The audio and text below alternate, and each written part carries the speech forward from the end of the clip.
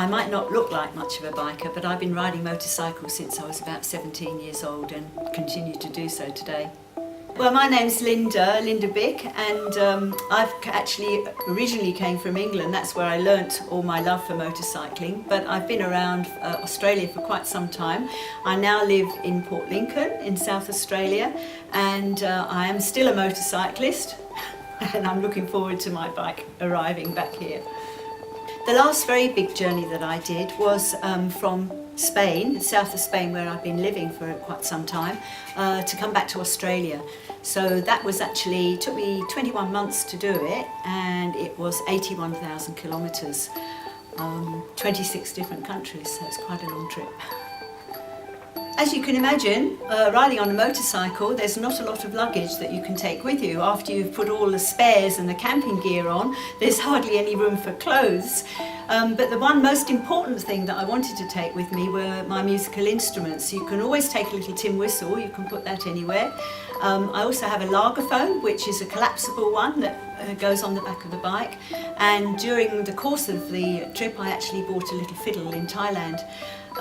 Music to me is very, very important. It's a wonderful way of communicating with people. Even if you don't speak their language, at least you can communicate with them through music. And I did actually do some English teaching and sort of dancing in some of the schools, and in the Geographical Society in Bangalore I did a talk, and every time I had the instruments with me and I sang songs, wrote songs about my experiences, and in the orphanages and in the slum areas, I always managed to communicate with people with these. As you can imagine, on a long trip like this, going through so many different countries, lots of things happen that are completely unexpected. And one of the biggest things that happened to me was that I was in the middle of a big earthquake in northern Pakistan. It was 7.8 on the Richter scale. And at the time I didn't even realise that I was in an earthquake. It was only when I stopped riding the bike and stopped the shaking that I realised that the ground was shaking around me, and I saw lots of horrible things that had happened to people, buildings and roads destroyed. I think there were about 80,000 people that actually died in this earthquake. I did go to the Australian Embassy to see if I could help, but they weren't taking on anyone that wasn't into health or search and rescue. But that was one of the frightening things that happened. A lot of people asked me what I felt I was going to do being a woman by herself in some of these really strange countries such as Pakistan and Iran, where some of them are beds for the terrorists. But I found that I was always treated very well, and the Islamic culture in actual fact is very hospitable. I was always invited into people's houses and looked after and treated with the utmost respect. I think a lot of it was because I was an older woman.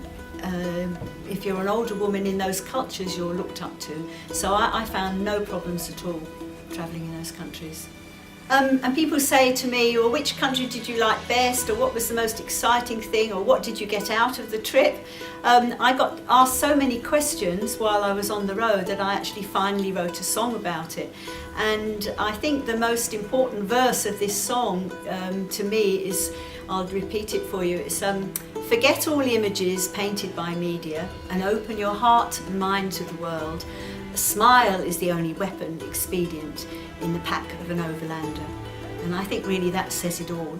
That's how I felt, that's how I was communicating with people, through song and through stories, and I didn't even think about anything bad happening to me, and so it didn't.